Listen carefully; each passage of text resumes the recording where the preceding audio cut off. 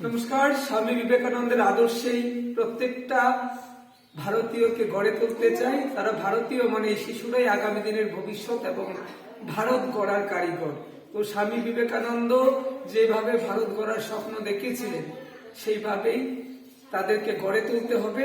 তাই আমরা প্রতিদিনই স্বামী বিবেকানন্দের স্বদেশ মন্ত্র পাঠ করি এই বাচ্চাদের মধ্যে দেশভক্তি, দেশপ্রেম জাগ্রত করার জন্য। তো আমরা আবারও আপনাদের সামনে প্রস্তুত করছি আমাদের এই স্বদেশ মন্ত্র পাঠ। যদি আমাদের এই স্বদেশ মন্ত্র পাঠ ভালো লাগে তাহলে অবশ্যই শেয়ার করবেন আর আমাদের এই দেশপ্রেম ভালোবাসা ছড়িয়ে দেবেন। স্বদেশ মন্ত্র, হে বীর সাহস অবলম্বন করো, সদর্পে বলো আমি ভারতবাসী।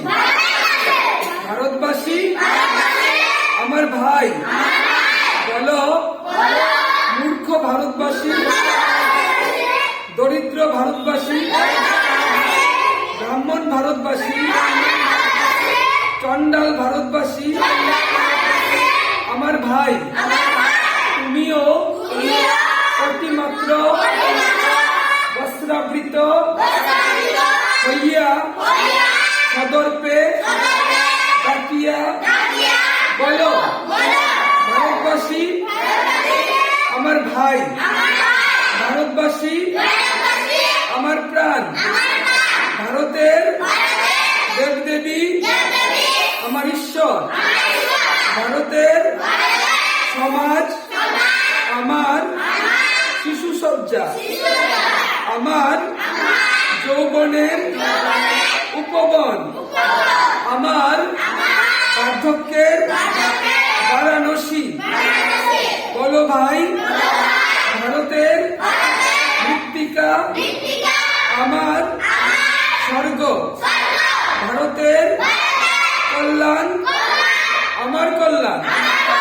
আর বলো দিনরাত হে গৌরীনাথ, হে জগদম্বে আমার মনুষ্যত্ব দাও মা, আমার দুর্বলতা কাপুরুষতা দূর করো, আমায় মানুষ করো।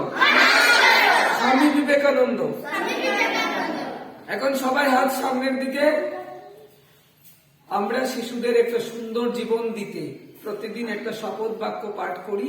তো সেই শপথ বাক্যটি হলো আমরা সবাই ভালো করে পড়াশোনা করব, গুরুজনদের সম্মান করব, প্রতিদিন বিদ্যালয়ে যাব, পরিষ্কার পরিচ্ছন্ন থাকব, আমরা কোনো নেশা জাতীয় দ্রব্য সেবন করব না, আমরা পড়াশোনা শিখে দেশের গরিব অসহায় প্রতিবন্ধী মানুষের সেবা করব, আমরা ভালো করে খেলাধুলা পড়াশোনা সুনাম অর্জন করে আমাদের